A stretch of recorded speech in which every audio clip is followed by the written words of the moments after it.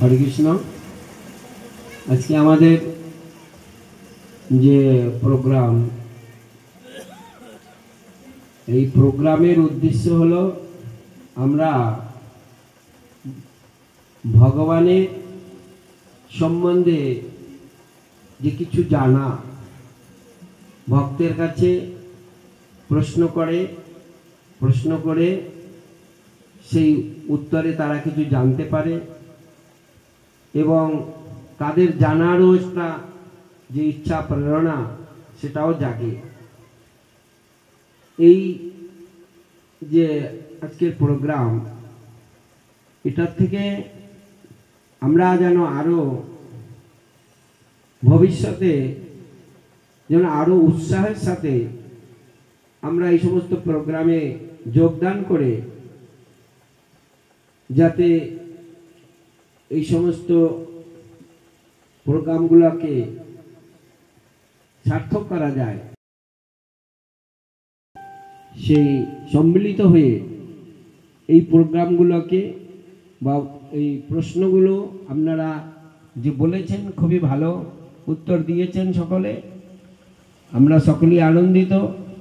কিন্তু আমরা আগামী যেন আরও এর চেয়ে আরও ভক্তের সংখ্যা বেড়ে তো প্রোগ্রাম যদি আমরা করতে পারি তাহলে আমরা আরও ভবিষ্যতের জন্য আরও উৎসাহিত হব এবং আরও ভক্তদেরকে আমরা উৎসাহিত করতে পারব।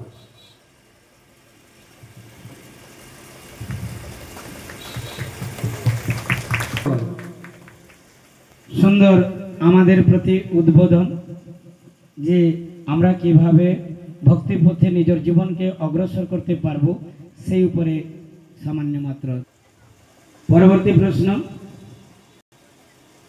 এই সংসারে কিছু আমিষ ভোজী যারা আমিষ ভক্ষণ করে, আর কিছু নিরামিষ ভোজী বৈষ্ণব আমিষ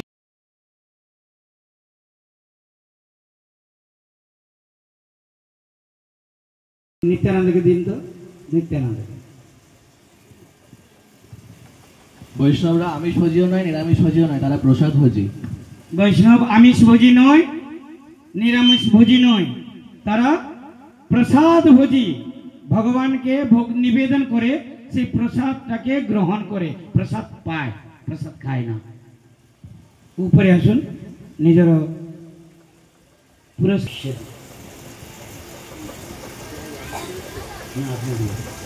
আপনারা দুজন হাততালি দিয়ে উৎসাহিত করুন।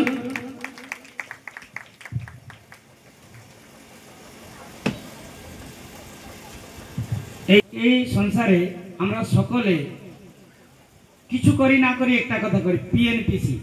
কি করি? পিএনপিসি। উত্তরটা কি? পরচর্চা পরনিন্দা, এইটাই করি। আর কোনটা করি না করি জানি না, এইটাই আমি করি, হয়তো আপনারা করি না, এই জন্য প্রণাম করছি। আমরা দোষ দর্শন করা, এই লোকটা খারাপ, তার স্ত্রী খারাপ, তার মেয়েটা খারাপ, এইটাই করি। তাহলে দোষ দর্শন করা সংসারবাসী জগৎবাসী আমাদের সকলের আছে, কিন্তু শাস্ত্র বলে বৈষ্ণব দোষ দর্শনকারী নয়, অদোষদর্শী প্রভু পতিত উদ্ধার। বৈষ্ণব দোষ দর্শন করে না, অদোষদর্শী। কিন্তু এই যে শাস্ত্রীয় কথা বা জাগতিক কথা, দুটা কথা হলো, এই দুটা কথাকে প্রভুপাদ কেটে দিচ্ছেন, বলছেন এইটা ভি ভুল, সেটা ভি ভুল। ঠিকটা কি? বৈষ্ণব কি করে ঠিকটা কি? প্রভুপাদের ভাষায় বৈষ্ণব দোষদর্শনকারী, দোষদর্শী না অদোষদর্শী, কোনটা? আমি উত্তরই বলছি, প্রভুপাদ দুটাকে কেটে দিচ্ছেন, এইটা নয় সেইটা নয়, আর কিছু। হাত তুলুন।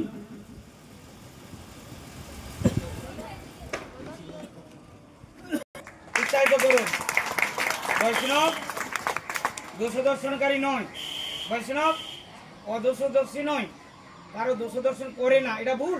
বৈষ্ণব দোষদর্শন করে, কার করে?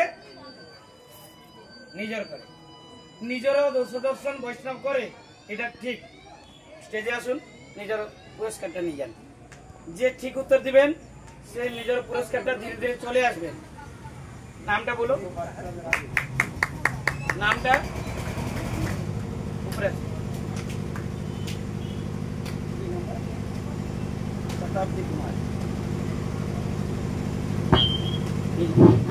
হ্যালো, হরি বল।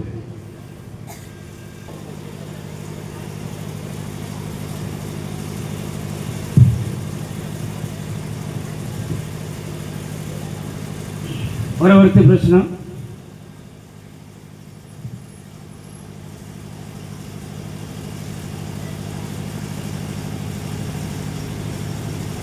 যারা শক্তির উপাসনা করে তাকে শাক্ত বলা যায়, যারা শিবর উপাসনা করে তাকে শৈব বলা যায়। বৈষ্ণব বিষ্ণুর উপাসনা করে, এই জন্য বৈষ্ণব। বৈষ্ণব শাক্ত না শাক্ত নয়? প্রশ্নটা হলো বৈষ্ণব শাক্ত না শাক্ত নয়? এইটা भी প্রভুপাদের উপরে। বাবলু প্রভু ছেড়ে আর কার হাত দেখা যাচ্ছে? বাচ্চারা কেউ পারবে? হরি বল, পারবে? দিন কাটিয়ে দিন। শাক্ত নয়। উচ্চস্বরে শাক্ত নয়। শাক্ত নয়, তাহলে বৈষ্ণব কি অশাক্ত? উত্তরটা বলতে হবে না। এই সেদিকে আরেকটা বাচ্চা গোপাল, তার নাম কি? অনিমেষ পাল। শাক্ত। বৈষ্ণব শাক্ত। ওকে, আর কেউ? প্রভু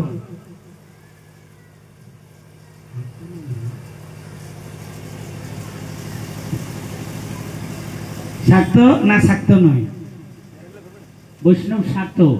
এই জন্য যে বৈষ্ণব শক্তির উপাসক, অর্থাৎ শ্রীমতী রাধা ঠাকুরানী, যিনি ভগবান শ্রীকৃষ্ণের লাদিনী শক্তি, তার পরম ভক্ত বৈষ্ণবগণ, সেই জন্য বৈষ্ণবগণ শাক্ত অবশ্যই। সুন্দর প্রশ্ন উত্তর, হাততালি দিয়ে উৎসাহিত করুন। বাবলু প্রভুকে উপরে ডাকিয়েছি, পুরস্কার নিয়ে যান। যে শক্তির উপাসনা করে তাকে শাক্ত বলা যায়। সমস্ত শক্তির উৎস রাধা রানী থেকে এসেছি। রাধা রানী হলো মূল শক্তির উৎস। তাহলে যদি বৈষ্ণব সেই মূল শক্তির উৎসকে আরাধনা করে তাকে বৈষ্ণবকে বলা যায় পরম শাক্ত। পরম শাক্ত, শ্রেষ্ঠ শাক্ত। এই সংসারবাসী মাত্র শাক্ত, মাত্র তারা শাক্ত, পরম শাক্ত নয়। পরম শাক্ত কে? বৈষ্ণব পরম শাক্ত। এটা ভাষাটা কারো, ভাষাটা কারো, বাণীটা কার? প্রভুপাদের বাণী। এটা মনে রাখতে হবে। এখন চলছে প্রভুপাদের বাণী। শাস্ত্রর দেশ, বেদের দেশ। ভারতবর্ষ বেদকে, বেদের উপরে চলে। নীতি নিয়ম বিধি নিষেধ বেদের উপরে চলে। এই কত প্রকার বেদ, নামগুলো কি কি? বাচ্চাদের জন্য প্রথমে, না হলে বয়স্ক। বেদ কত প্রকার, নামগুলো কি কি?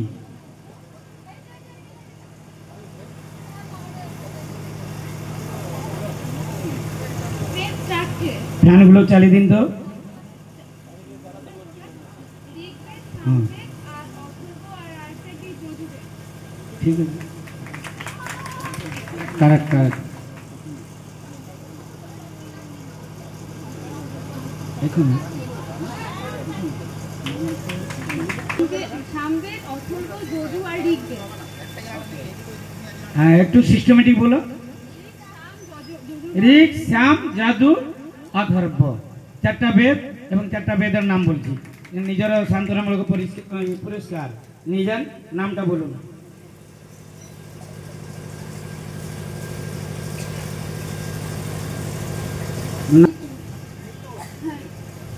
ঋতু, শাস্ত্রকে নিয়ে জীবন যাপন করি, শাস্ত্র ছাড়া জীবনও সে জীবনও নয়। শাস্ত্র ছেড়ে দিলে জীবনটা জীবনও নয়। তাহলে শাস্ত্রকে কেন্দ্র করে আমরা জীবন যাপন করি। শাস্ত্র শব্দের অর্থটা কি? প্রশ্নটা কি? শাস্ত্র শব্দের অর্থটা কি? শাস্ত্র কাকে বলা যায়? ডেফিনেশন অফ শাস্ত্র।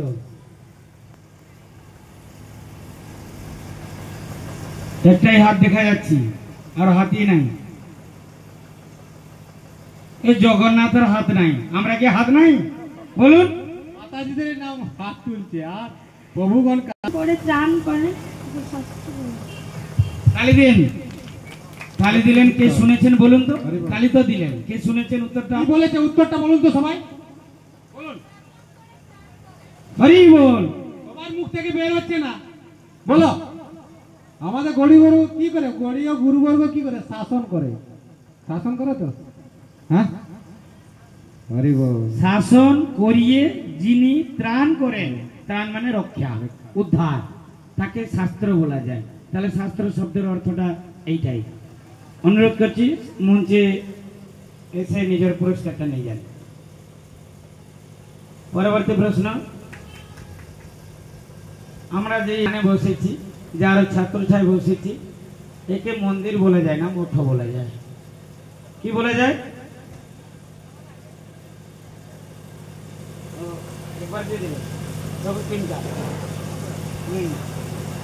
তিনটা আছে, একবার তিনটা নিয়ে যান। আর যার যার পূর্বটা বাকি আছে যদি আসেন উপরে বলে দিবেন, একবার নিয়ে যাবেন। মঠ শব্দ অর্থটা কি? মঠ কাকে বা মঠ কাকে বলা যায়? ডেফিনেশন অফ মঠ।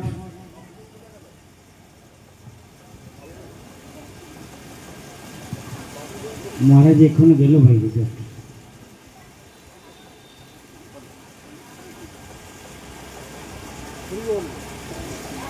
এই সামনে চেয়ারটা খালি আছে, যদি কেউ বসুন না, চেয়ারটা পিছনে নিয়ে বসুন। বসে যান, কৃপা করে বসুন।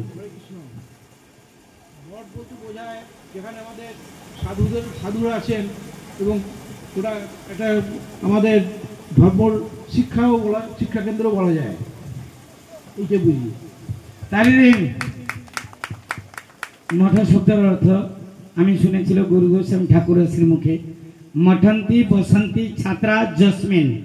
মঠন্তি বসন্তি ছাত্রা জস্মিন। মঠ যেই জায়গায়, যেই স্থানে পারমার্থিক ছাত্ররা, কোন ছাত্র?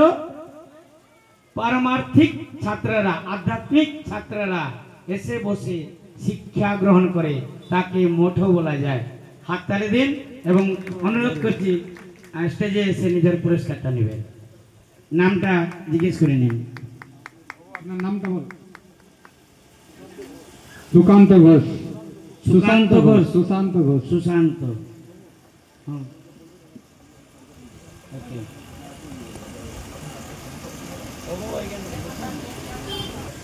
হরে কৃষ্ণ। পরবর্তী প্রশ্ন। যে সঙ্গে সঙ্গে হয়ে যাবে দুটো। পরবর্তী প্রশ্ন।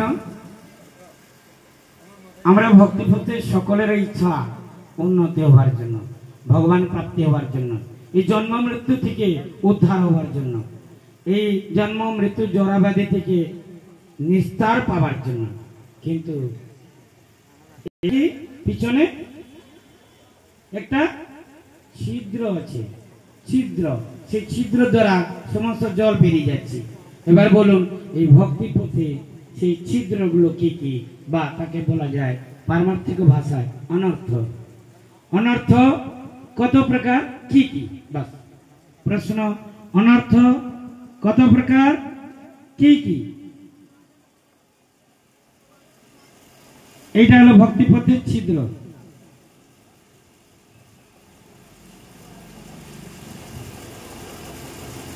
হাত একটা দেখা যাচ্ছে না। রাধারানী বলবে, চিৎকার করছে।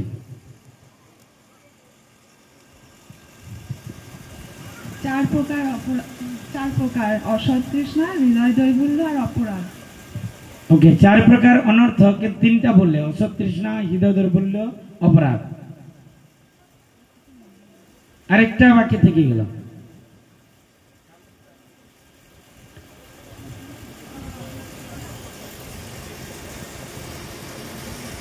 হাত তুলেছেন, একটা হাত তোলা হয়েছে। তিনটাও তো বলেছি। তুমি চলে আসো, সান্ত্বনামূলক পুরস্কার তোমার বিয়ে আছে। উপরে আসো। প্রভু হৃদয় দুর্বল, হৃদয় দুর্বল্য বলেছি, অসৎ তৃষ্ণা বলেছি, অপরাধ বলেছি, আরেকটা বাকি আছে। নামটা বলো। আমি হৃদয় দুর্বল। নামটা নিবেদিতা। নিবেদিতা, আগে বলুন। ওই তো নিবেদিতা লিখুন, আসছি তো। উপরে আসো।